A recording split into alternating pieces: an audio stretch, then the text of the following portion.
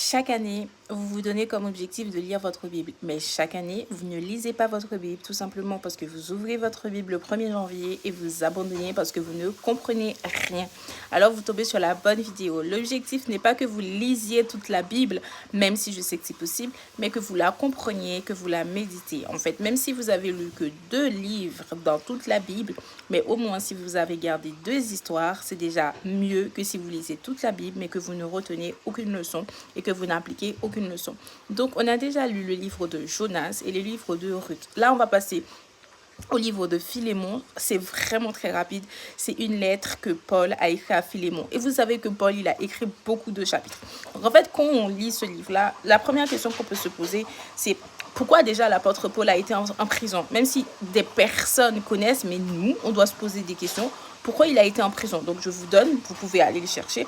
Pourquoi il a été en prison? Et combien de temps a-t-il été? Et la question qu'on peut se poser aussi, combien de livres Paul il a écrit? Parce que vraiment, il a écrit énormément de livres. Et on se demande que, est-ce que s'il n'avait pas été en prison, est-ce qu'il aurait écrit autant de livres? Est-ce que sa mission serait... Enfin, est-ce qu'il aurait eu autant d'importance? Par exemple, c'est des questions comme ça qu'on peut se poser. Donc là, si vous n'êtes pas encore abonné, je vous invite à vous abonner parce que du coup, c'est le 3e livre qu'on va entamer. Et là, en fait, dans la Bible, l'introduction que nous avons, c'est Philémon est un ami de l'apôtre Paul. Paul lui a annoncé la bonne nouvelle, il est devenu chrétien. C'est sans doute un homme riche, il possède des esclaves. Onésime, un esclave de Philémon, s'est enfui de chez son maître.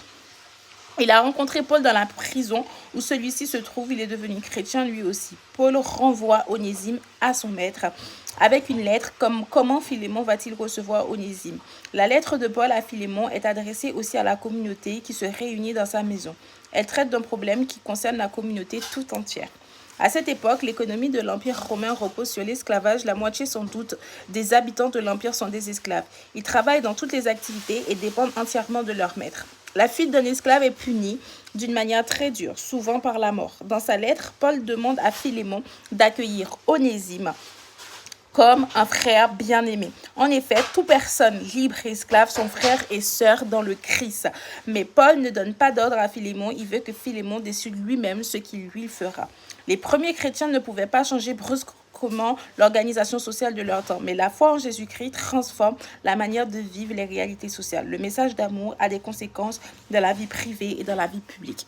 Bon, ça c'était l'introduction. On se retrouve dans une autre vidéo pour la suite. Et comme je vous ai dit toujours, je vous envoie plein d'amour, vraiment plein d'argent et surtout prenez soin de vous comme à l'accoutumée et abonnez-vous pour la suite de la vidéo.